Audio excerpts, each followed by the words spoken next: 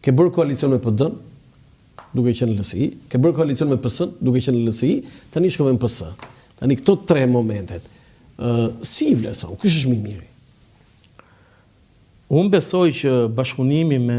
Për ata që se di në 2009, bashkëpunimi i LSI-s me PD-n, dhe në zgjedhjet e fundit. në 2013 me LSI-s me PS-n, dhe tani në 2025 je all inclusive Unë besoj që bashkëpunimi me Partinë Demokratike, sado që mund të ketë qenë një vullnet pozitiv i drejtuesve për pas një koalicion, ka qenë sfilice për bazën poshtë. Baza nuk ngjit. Atëherë s'thoshe kështu ti ndrit. Ku këtë bësh, ndoshta mund t'i riktheni deklaratat të mia për sa i përket kësaj çështje dhe mund ta shikoni kam thënë apo s'kam thënë kështu për sa i përket bazës dhe çështjes që ka të bëjë me qytetarët. Ka qenë sfilice dhe këtë e dinë gjithë. Pra, është shumë e vështirë. Në 2009. Po e them që për te vullnetit pozitiv të leadershipit. Po në 2009 gjithmonë.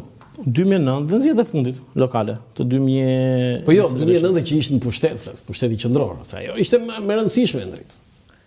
Ishte eksperienca e parë e një bashkëpunimi, po e them edhe një herë që për te vullnetit pozitiv që mund të ketë pas leadershipi, bashkëpunimi poshtë i një nuk ishte natyral. Qendrës majt me një nuk është natyral, ishte sfilicë. Po në 2013 ishte sforcuar për sa po në 2013 angazhimit. Besoj mund të shikoni rezultatin e 2013-s. Rezultati tregon qartë që ka qenë një ngjitje natyrale. Po pse i dy pse? Nuk është vendim që ka marrun. S'thej atë. Atë s'do në kundër.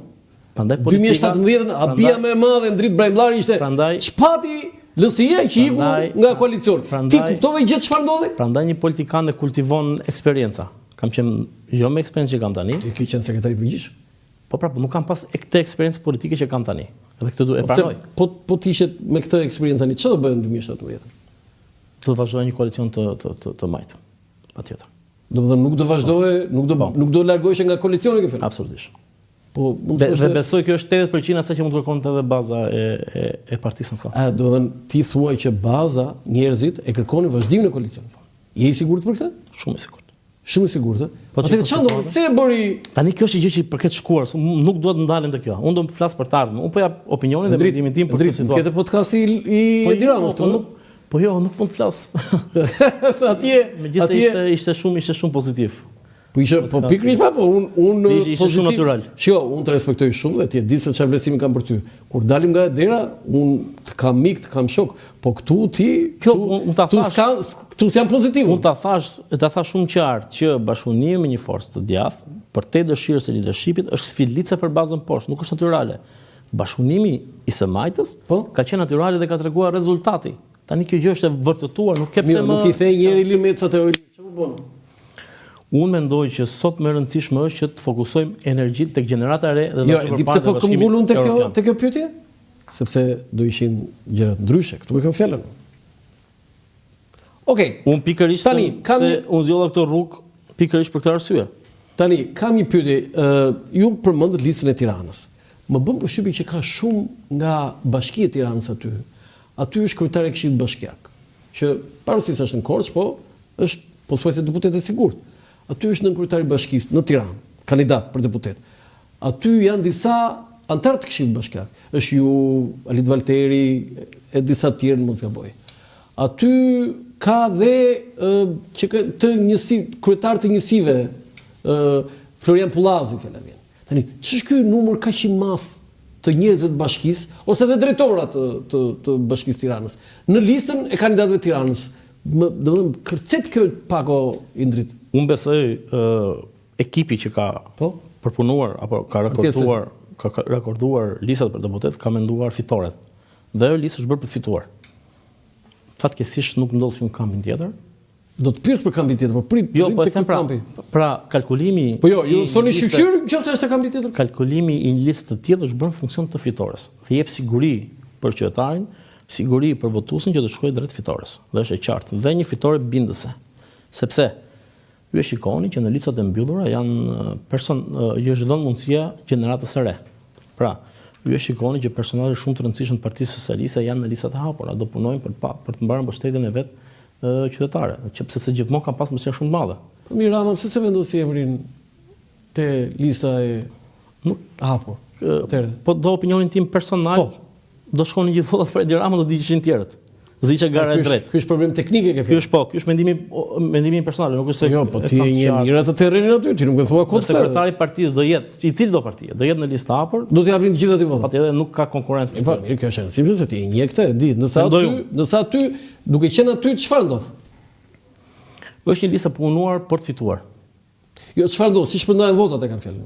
Votat, unë besoj që votat shpërndahen tek gjithë kandidatët, mbi peshën më të madhe që kanë elektorale. Ajo është një parti e madhe, një parti e cila është organizuar, tani më atë e dinë të gjithë që Partia Socialiste është organizuar. Dhe mendoj që lista është menduar në atë mënyrë për të cilë fitoren e Partisë Socialiste dhe besoj që është një përzgjedhje shumë pozitive, duke e parë dhe nga jashtë atë listë, pra është ruajtur një kombinim i gjeneratës së 2009 me gjeneratën e re. Ju shikoni që shumë të rinj janë në listë të mbyllur, për shembull në Tiranë në listë të mbyllur është Erion Male, një pedagog, një djalë jashtëzakonshëm, pozitiv, i cili do të jetë deputet në Parlamentin. Edhe ajo vajza Gjuzi.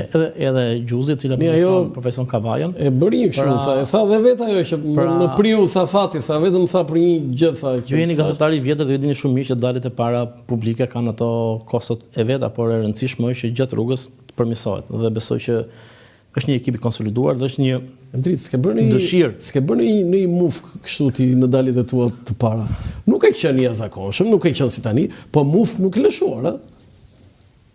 Sepse unë vije nga i forca e tretë që punonim shumë për të mbajtur rezultatin, realisht. Edhe duke qenë se punonim shumë, ishim shumë kujdesshëm, deklaratat publike në terren, atë është histori tjetër ajo. Tani ju thatë që por është një dëshirë qartazi e kryeministit Rama për të pasur një kombinim gjeneratash dhe për të pasur nesër një parlament me një gjenerat të re. Pra, po them, logjikisht ka dhënë mesazhin që atë çka unë kam në dorë, brenda partisë time ta bëj, po e bëj. Po që në parlament figurat të reja. Drejt për drejt, pra nga lista e mbyllur. Qartë, juve ju ftoi Partia Socialiste, ju ftoi zonja Manasiliu apo zoti Rama? Unë kam pas një komunikim publik, kam pas kontakt për të angazhuar, nuk kam pas kontakt, nuk ka qenë, po themi, ideja e përfshirjes. Je vetë ofruar apo të kanë kërkuar? Unë jam, e thash, kam një vit që nuk angazhohesh politikisht. Po e di se të kam marrë 100 herë për intervistë, ka thënë, nuk flas. Nuk flas sepse ishin situata e tillë. Dhe nuk mundet të hyja në një debat i cili nuk i shërben dhe askujt. Po pra, po tani të bërë ofertë? Jo, ka qenë dëshira ime për të qenë pjesë e strukturave. Je vetë afruar. Je angazhimi tim në Partinë Socialiste. Ka qenë dëshira ime. E kuptova. Tani. Do të thonë ç'ka ndodh? Ti jam korrekt. Po patjetër. Ka dy modele në këtë zgjedhje. Dhe qartë ka dy modele. Modeli i një partie të majtë që është Partia Socialiste. Po. Dhe modeli i një partie të djathtë që është Partia Demokratike. Po, mundësia dhe hapësira për të përfshirë në politikë i një personi që nuk është angazhuar në politikë, qartazi është tek Partia Socialiste, sepse unë nuk isha angazhuar në politikë, isha larguar nga politika. Pra nga aktive. Një vit. Po. Pra qartazi pse? Sepse ka dëshirë dhe vullnet kryetari së partie, kryeministri Rama, për të përfshirë element të ri në atë parti.